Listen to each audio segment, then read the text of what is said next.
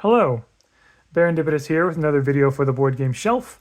And here we have, I think this is probably the last choose your character fighting game, board game that I have here. And this, along with Soccer Arms, is my absolute favorite. I discovered this recently. This is called Unmatched. And man, this is really cool. This game is really cool for several reasons. So, along with Ex Libris and Call to Adventure, this Cobble and Fog box was the third game that my wife and I got during Black Friday shopping at local game stores. And since then, I just love.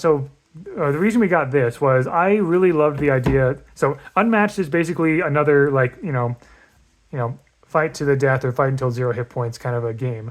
In this case, you have little miniatures on a board, and it's very simple and straightforward to learn, and games go by pretty quickly. I loved this because I'm a fan of literature characters and public domain characters, and I love the aesthetic of Cobble and Fog. This box lets you play as either Dracula, Sherlock Holmes, Invisible Man, or Jekyll and Hyde. So hence, how Cobble and Fog. This can be a 2-play, 1v1 or a 1v1v1 or like a free-for-all of 4, or you can do a 2v2 kind of a thing. This game is really cool. So each box comes with at least one map. This one has 2. This has Baskerville Manor, which has some secret passages, as well as Soho, which lets you kind of go around the streets and on the rooftops and stuff. And here are the characters. The way that they're packaged in here is fantastic. Although as I get more Unmatched characters, I am planning to consolidate things and kind of put all the characters' components into individual deck boxes.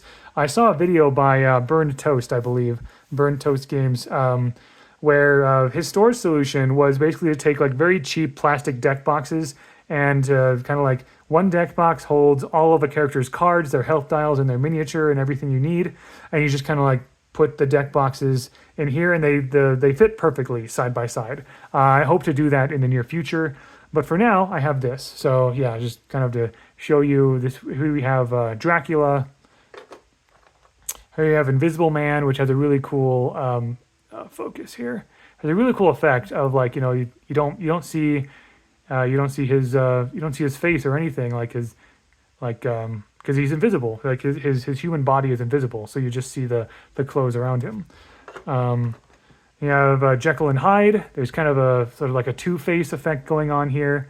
You have Dr. Jekyll and you have Mr. Hyde there, and then of course we have Sherlock Holmes as well. These look really cool. Also, the artwork in this game, my gosh. This artwork is beautiful, right? So, and that extends to the cards as well.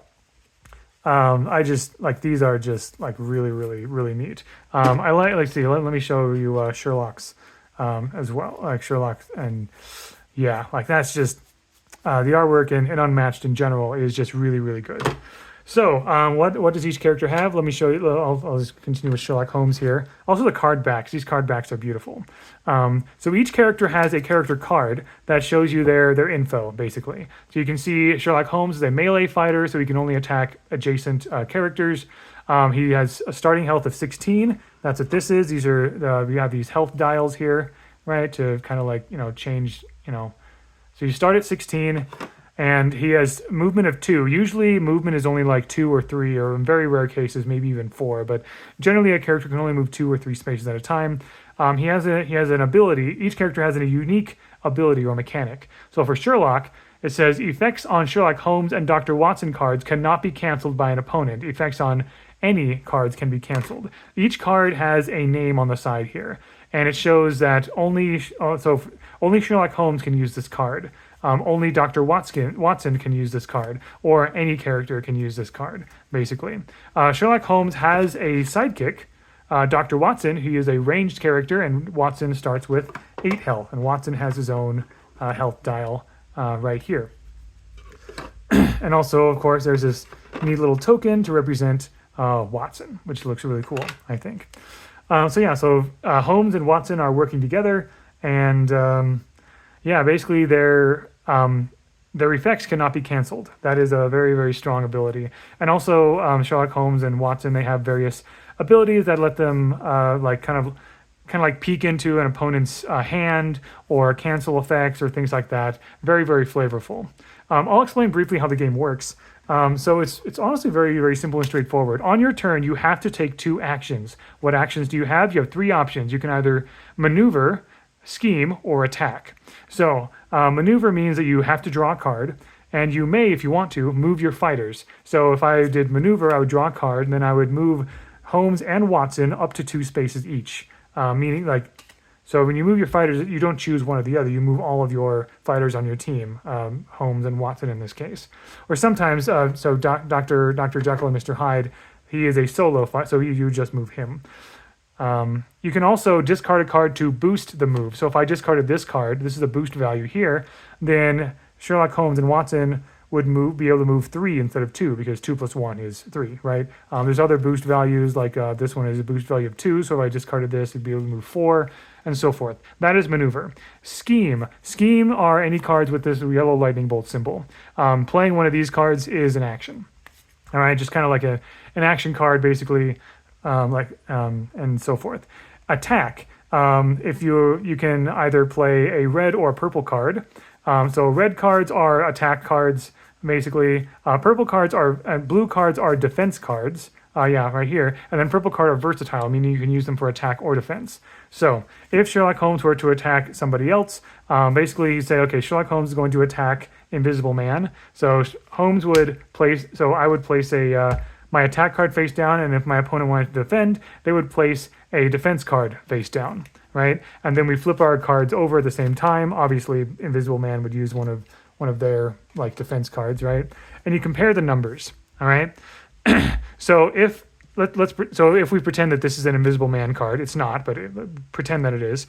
So basically, Holmes would be Sherlock would be attacking for 5. Invisible Man would be defending for 2, and you would resolve any effects on the cards. There are immediately effects during combat and before combat, during combat and after combat.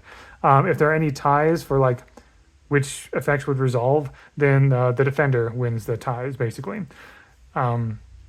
So the attacker wins the combat if they deal any damage. So in this case, if nothing else changed, Sherlock would deal 3 damage to Invisible Man. However, if this right here was only let's say that we had this going on, all right? If nothing else changed, the defender wins the combat if they don't take any damage. The 2 cancel each other out, and nothing happens. So that's basically attacking. That's pretty straightforward. And then that's it. So and again, you can only attack with attack cards. You can only defend with defend cards. Versatile cards can be used for attacks or defense, right? That's pretty much it. You lose the game when all of your fighters have their health reduced to 0. So even if Sherlock Holmes is defeated and I still have Watson, I'm still in the game, but I won't be able to use any Holmes cards at all because I would only have Dr. Watson or any, right? So there is that to consider. There is fatigue in this game, so if you would draw a card but you run out of cards in your deck, then you would take 2 damage, basically. That's pretty much how the game works. It's honestly very simple and straightforward. Also, I'll mention as well, so we have a board you have these boards and you have these different color circles, right? So one color is a zone, all right? So all these circles with the yellow, they're all in the same zone. All these circles with the blue, they're all in the same zone as well. Well, this dark blue, this blue is a different color here, but those are different zones. Why is that matters? Because there are ranged characters like Watson. So melee characters can only like attack those who are adjacent to each other, like draw a line. If there's a line between them, they're adjacent, right? So they cannot attack here, but they can attack here or here, right? But ranged characters, they can attack anyone in the same zone as them. So if Watson was here, Watson could attack anyone here, here, here, or here, or here. Because they're all part of the same zone. There are other characters that care about like various zones and things like that. So Dracula, here's Dracula's stats. At the start of your turn, you can deal 1 damage to a fighter adjacent to Dracula if you do draw a card. And Dracula also has 3 the sisters, 3 three minions. They each only have 1 health. So there aren't any health dials for them. Just like if any damage is dealt to a sister, then they're out, right? So that is Dracula. Invisible Man does not have any sidekicks, but does have these fog tokens. The Invisible Man can manipulate the fog or kind of travel through fog, essentially. But yeah, at the start of the game, after you place Invisible Man, place 3 fog tokens in separate spaces in his zone. He can, like, when he's on a space with a fog token, his defense is higher. He can move between 2 spaces with fog tokens as if they were adjacent. So Invisible Man can use the fog to his advantage, basically. And then finally, Dr. Jekyll and Mr. Hyde. Kind of basically sort of like a stance character, right? You start the game as Dr. Jekyll. At the start of your turn, you may transform into Dr. Jekyll or Mr. Hyde. And then while Mr. Hyde, after you maneuver, you take 1 damage. And that's why you have this token here to kind of indicate whether you are currently Dr. Jekyll or Mr. Hyde, right? And then even though he is a solo fighter, he has no sidekicks, he does have cards that say either Dr. Jekyll, Mr. Hyde, or any. So that is something to consider as well. But yeah, very, very straightforward, honestly. And you can see I have a few other characters as well. I don't have all of them yet. And also, there are the developers behind Unmatched Restoration Games. They have gotten licenses for like some IPs. They've done a bunch of Marvel characters, like superhero Marvel characters. They've done some Jurassic Park characters, Buffy the Vampire Slayer, Bruce Lee. But I'm not interested in any of them. I'm most interested in public domain characters. Actually,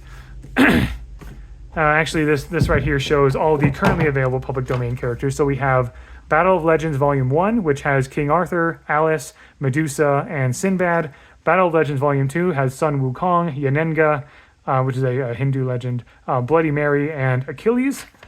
And then we have Little Red Riding Hood versus Beowulf, Robin Hood versus Bigfoot, and Houdini versus the Genie. Currently, I have a few of those physical boxes.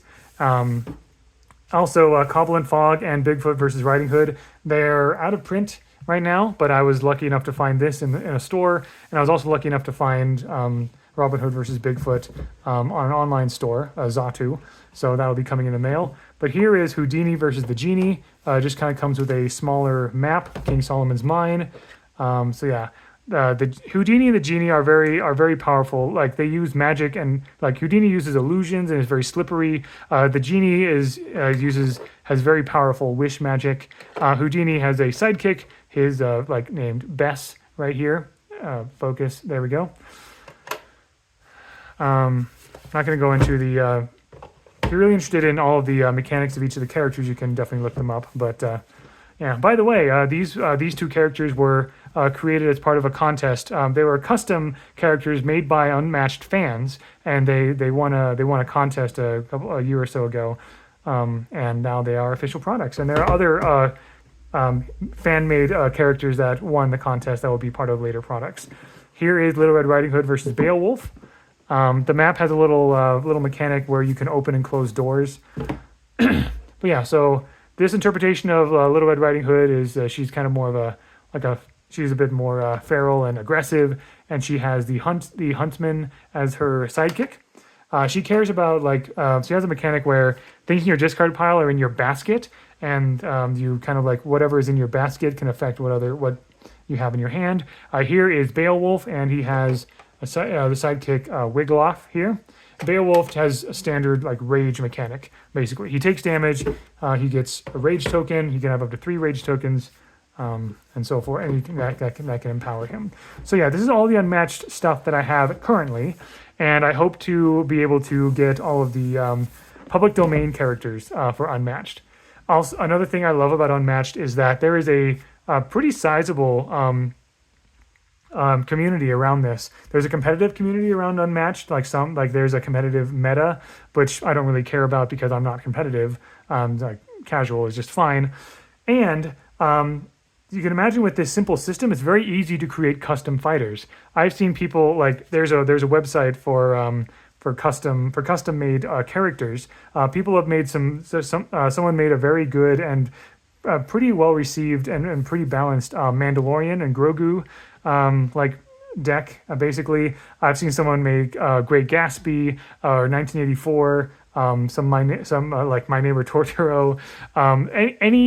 Any like lots of public domain characters, lots of IP characters that were made by fans, and yeah, this is, and especially if you play on Tabletop Simulator, you can like download a lot of those custom fighters and play with those on Tabletop Simulator. So yeah, Unmatched, it is great. It is a fantastically simple, beautiful system, and the characters in it, especially the historical and public domain characters, are absolutely fantastic. So Cobble and Fog is still my favorite of so far, just because of like just how it's packaged and the characters in it and everything. But Unmatched in general, I just love. So anyway, thanks for watching and hearing me gush about Unmatched. Hope you enjoyed, and until next time, all the best.